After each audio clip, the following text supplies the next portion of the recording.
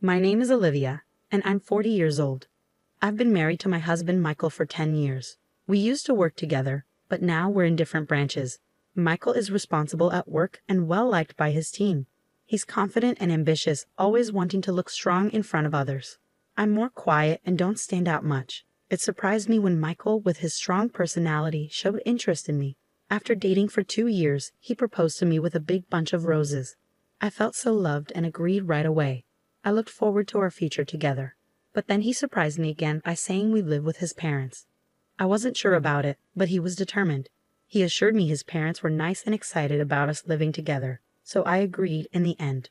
For the past 10 years, I've been living with my in-laws in my husband's house, which was not what I expected when I got married.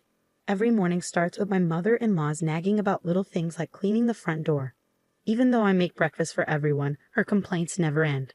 I apologize and rush to fix it while she heads off to work, leaving me feeling like a servant. Living here means waking up at 5 a.m. to cook and clean, even though my mother-in-law, who stays at home, doesn't lift a finger to help. After rushing through chores, I go to work, and when I come back home, it's straight to making dinner. I'm so tired by bedtime that I often fall asleep instantly. This routine leaves me feeling constantly exhausted and stressed. My mother-in-law lounges in the living room, enjoying the breakfast I made, while reminding me to clean properly so the neighbors won't think poorly of her. It's a cycle that never seems to end. Despite everything, my husband never defends me, and my father-in-law ignores the mistreatment, burying himself in his newspaper. Since I moved in with my husband's family, I've endured awful treatment. The stress has caused me to lose a lot of weight, and my period stopped, making it impossible for me to conceive.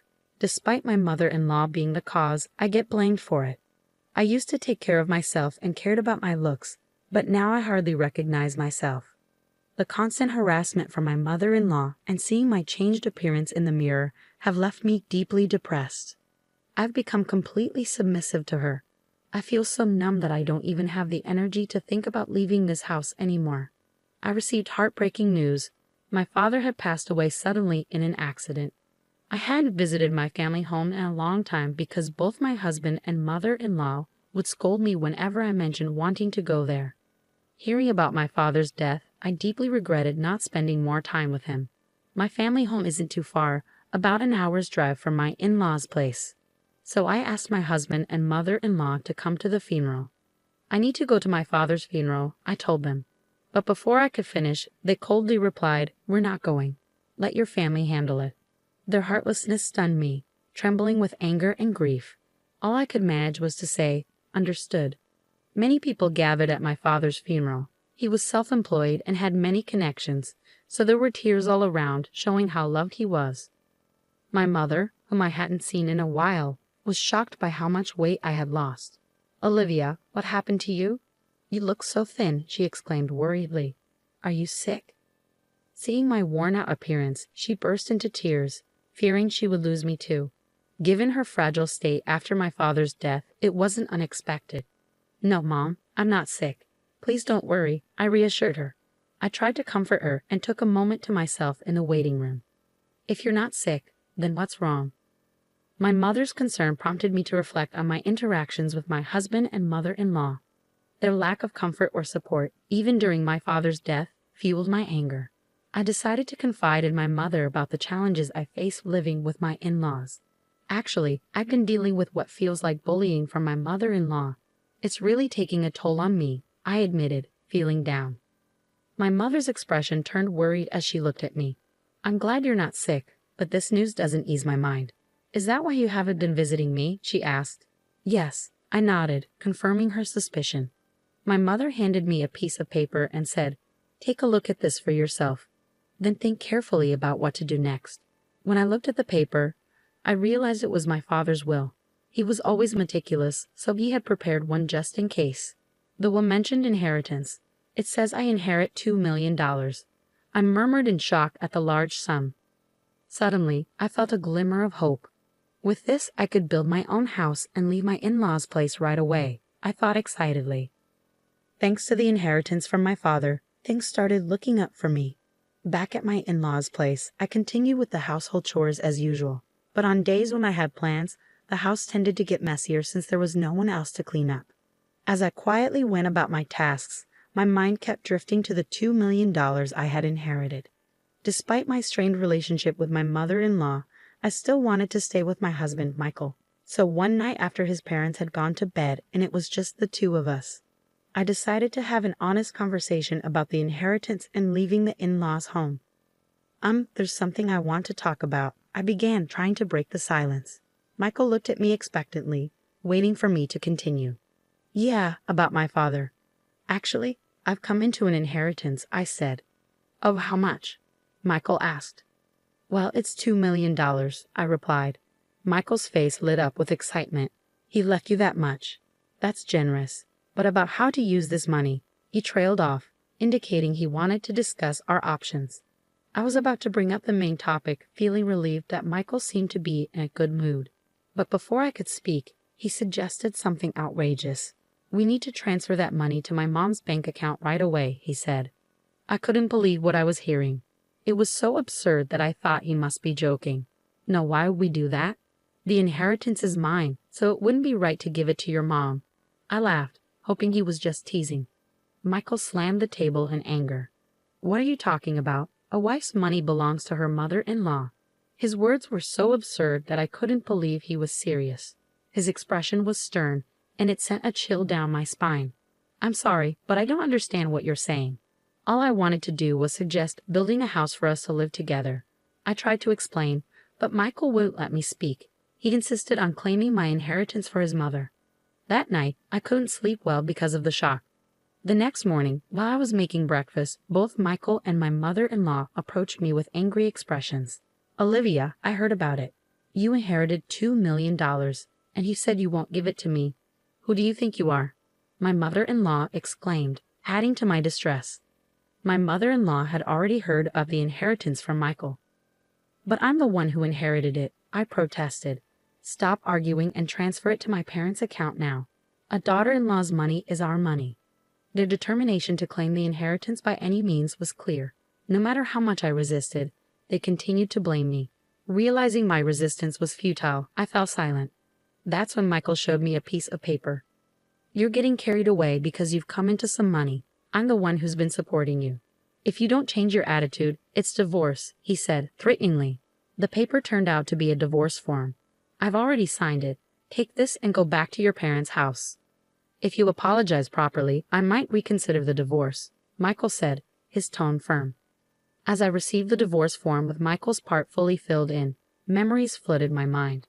I realized that I had never received any financial support in this house. I had been contributing equally to the living expenses, and all the household chores fell on my shoulders. Despite my efforts, they had always treated me poorly. Now they were even attempting to take my father's money. Feeling pressure to give up my father's inheritance if I stayed, being told to leave actually felt like an opportunity. Holding the divorce papers, I realized that the decision about my future was mine to make. I vowed to never surrender my father's legacy, and I made up my mind. After finishing work that day, I returned home. I'm home, welcome back. My mother greeted me with a warm smile. Despite my exhaustion, a home-cooked meal awaited me on the table. It had been so long since I had eaten a meal made by someone else. With each bite of the delicious food, tears of gratitude welled up in my eyes. Did you tell your husband about the inheritance? My mother asked. Yes, and it caused quite a stir, I replied, recounting everything my husband and mother-in-law had said to me. My mother was speechless at the shocking revelation. The inheritance belongs to you, and only you should decide your future. She comforted me gently as I cried. After being cared for at my parents' home for a week, I made the decision to return to my in-laws' house. Well, I'm heading back now. Take care, I said confidently, no longer afraid to face the challenges there. With a renewed sense of strength, I went back to my in-laws' house. Finally back, huh? Have you reflected on your behavior? As soon as I returned to my in-laws' house, my husband and mother-in-law confronted me with stern expressions and crossed arms. Yes, I apologize. Please allow me to stay in this house again. I offered a shallow apology. My mother-in-law's face lit up with anticipation. Well then, hand over the inheritance quickly, she demanded. Actually, the inheritance process is taking longer than expected. I haven't received it yet. It's a complex procedure, so it might take another 6 months or so, I explained. 6 months? That long? My mother-in-law's disappointment was evident. Well, fine, she reluctantly accepted. Both my mother-in-law and husband appeared satisfied, thinking their plan was still on track. I obediently handed over the inheritance as they demanded. However, they kept nagging about me spending a week at my parents' house. You're neglecting your duties as a wife. The house is a mess. Clean it up quickly, they insisted. Despite the incredibly messy and unhygienic conditions at my in-laws' house, it was almost impressive how quickly they could make such a mess in just a week. I understood their demands. In the past, I would have been deeply upset to see the house in such a state, but now, I didn't care.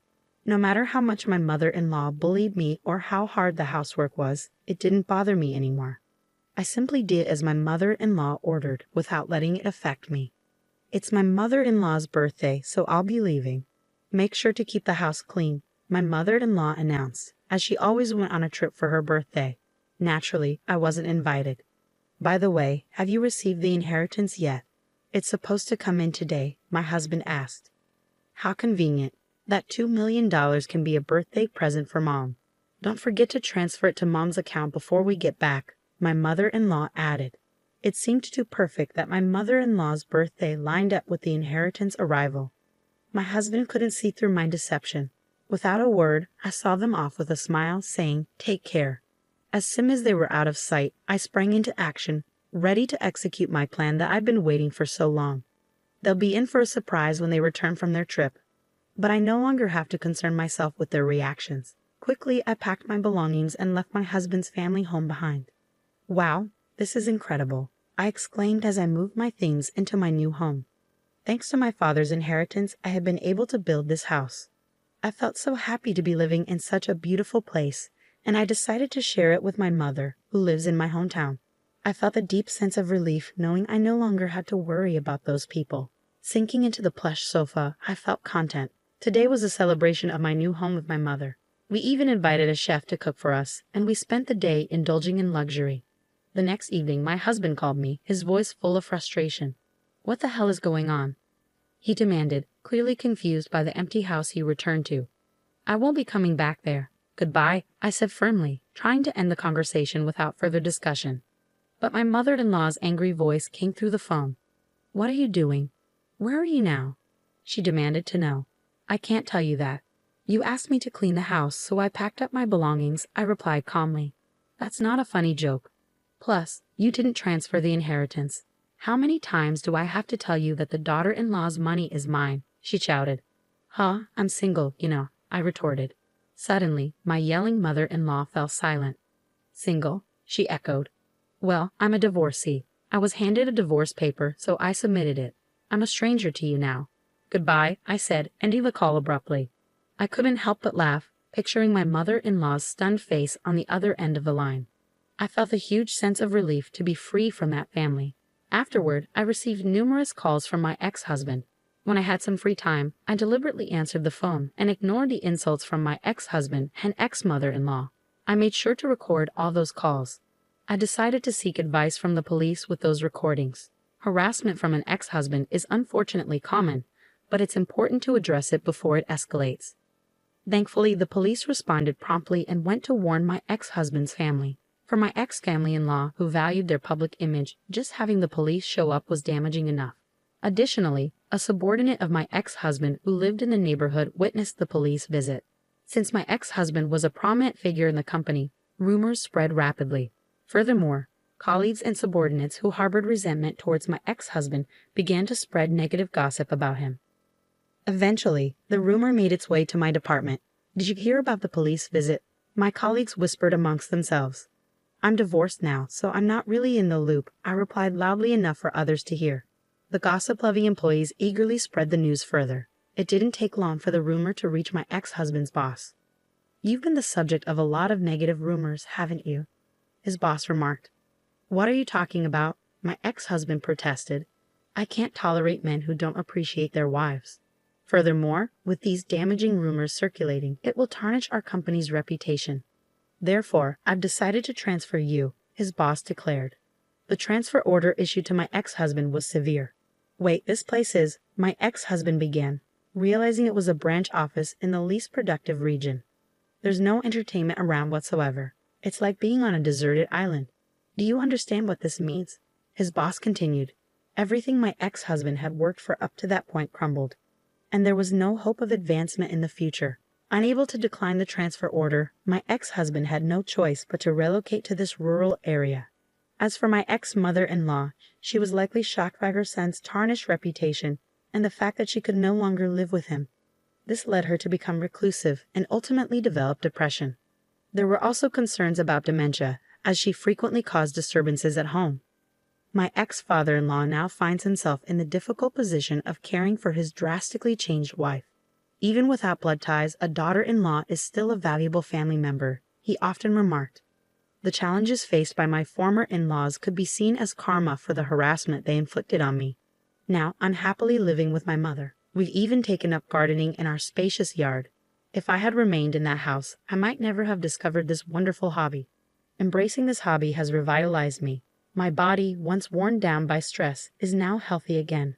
I'm grateful to have severed ties with my former in-laws and found true happiness.